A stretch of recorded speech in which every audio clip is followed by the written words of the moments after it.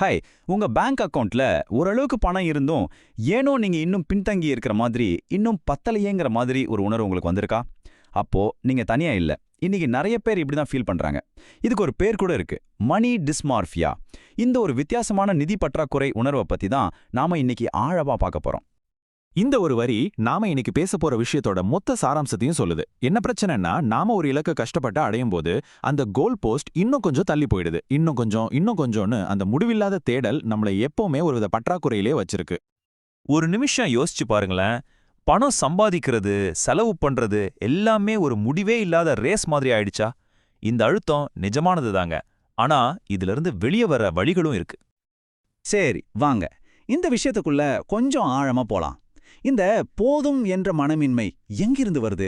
இது நம்ம வாழ்க்கையில எவ்வளவு பெரிய தாக்கத்தை ஏற்படுத்துதுன்னு இப்ப பார்க்கலாம்.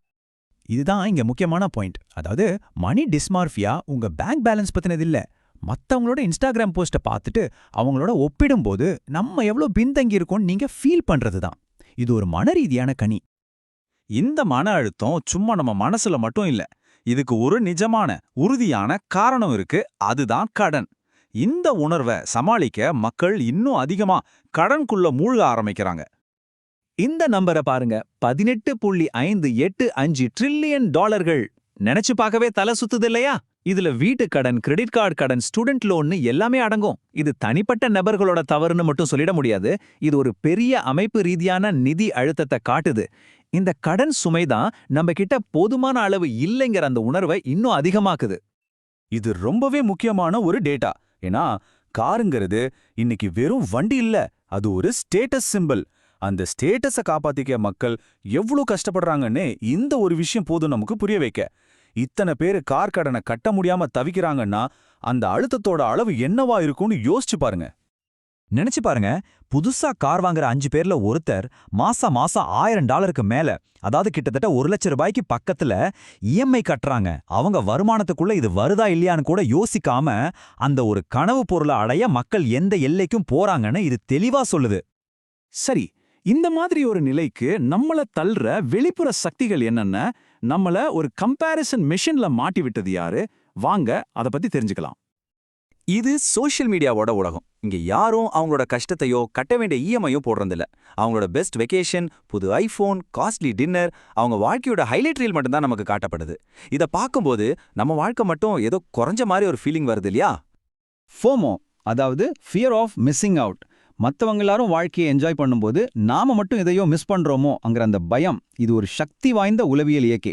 இந்த பயம்தான் நம்ம கிட்ட இருக்கிற விஷயத்துல நம்மள சந்தோஷமா இருக்க விடாம திரும்ப திரும்ப சோஷியல் மீடியாக்குள்ள இழுத்து அந்த ஒப்பிட்டு சுழற்சியில சிக்க வைக்குது. இப்ப நமக்குள்ளே என்ன நடக்குதுன்னு பாப்போம். ஏன் நாம இந்த ஒப்பீட்டு கலாச்சாரத்துல இவ்வளவு சுலபமா சிக்கிக்கிறோம்? எதுக்கு பின்னாடி இருக்கிற உளவியல் காரணங்கள் என்னன்னு பார்க்கலாம். இது ரொம்பவே சுவாரஸ்யமான ஒரு விஷயம். ஒரு பொருள் நல்லா இருக்குங்கிறதுக்காக இல்லாம அது ரொம்ப காஸ்ட்லியா இருக்குங்கிற ஒரே காரணத்துக்காக அதை வாங்கணும்னு ஆசைப்படுறது. இங்க நீங்க பொருளை வாங்கல, அந்த பிரைஸ் டாக் கொடுக்குற ஸ்டேட்டஸை வாங்குறீங்க.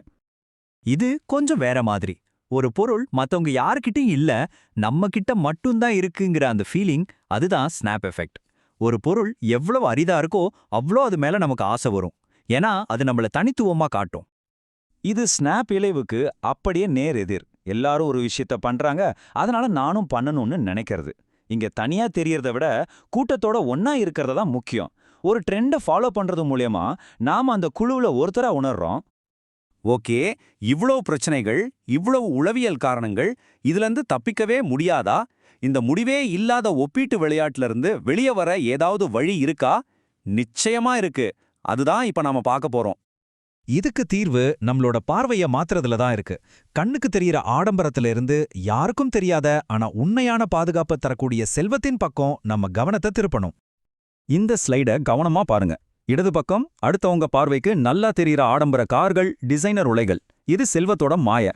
வலது பக்கம் யாருக்கும் தெரியாத ஆனா உங்களுக்கு உண்மையான நிம்மதியையும் பாதுகாப்பையும் கொடுக்கற கடன் இல்லாத வீடு, ரிட்டையர்மெண்ட் சேமிப்பு, அவசரகால நிதி.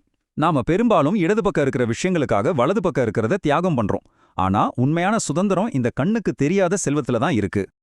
இந்த கண்ணுக்கு தெரியாத செல்வத்துக்கு முக்கியத்துவம் கொடுக்கிற மனநிலைக்கு ஒரு அழகான பேர் இருக்கு, குவைட் லக்ஸரி, அதாவது அமைதியான ஆடம்பரம். இது மத்தவங்களுக்கு லோகோக்களை காட்டி நம்ம அந்தஸ்தை சொல்றதில்ல, உண்மையான தரத்தையும் மன அமைதியையும் நமக்கு நாமே உருவாக்கிக்கிறது. இந்த கொள்கைகள் ரொம்ப சக்தி வாய்ந்தவை. அதாவது பெரிய லோகோ வச்ச டீ-ஷர்ட் போடுறதுக்கு பதிலா நல்ல தரமான பல வருஷம் உழைக்கிற ஒரு ஆடைய வாங்குறது, தேவையில்லாத பொருட்களை வாங்கி குவிக்கிறதுக்கு பதிலா நிம்மதியான குறைவான பொருட்களோட வாழ்றது, இதுதான் உண்மையான ஆடம்பரம். வெளியில காட்டிக்கிறத விட உள்ளுக்குள்ள உணர்றது. இது ஏதோ ஒரு குறிப்பிட்ட வாழ்க்கை முறையை பின்பற்றுவது மட்டும் இல்ல, வெற்றிங்கிற வார்த்தையோட அர்த்தத்தையே நமக்கேத்த மாதிரி மாத்தி அமைக்கிறது பத்தினது. இந்த மாற்று பார்வைகள் அந்த ஒப்பீட்டு கண்ணிலிருந்து வெளியே வர நமக்கு உதவுது. வெற்றிங்கிறது மத்தவங்க வைக்கிற அளவுகோல் இல்ல, அது உங்க சொந்த மதிப்பீடுகள், உங்க மனநலம், உங்க சந்தோஷம் சம்பந்தப்பட்டது. எப்பவுமே பிஸின்னு சொல்றத நிறுத்திட்டு நிறைவா வாழ ஆரம்பிக்கிறது தான் உண்மையான வெற்றி. சுருக்கமா சொல்லணும்னா இதுதான் நாம பேசின எல்லா விஷயங்களோட சாராம்சம். இந்த பந்தயத்துல நீங்க ஓடுறத நிறுத்துற வரைக்கும் உங்களால ஜெயிக்கவே முடியாது. உண்மையான வெற்றிங்கிறது அந்த ஆட்டத்திலிருந்து முழுசா வெளியேறுவது தான். இந்த கேள்வியோட உங்களை நான் சிந்திக்க விடுறேன். ஒருவேளை உண்மையான ஸ்டேட்டஸ்ங்கிறது அடுத்தவங்க ஸ்டேட்டஸை பத்தி கவலைப்படாம நமக்கு பிடிச்ச மாதிரி நிம்மதியா, பாதுகாப்பா, திருப்தியா வாழ்றது தானோ? இத பத்தி கொஞ்சம் யோசிச்சு பாருங்க.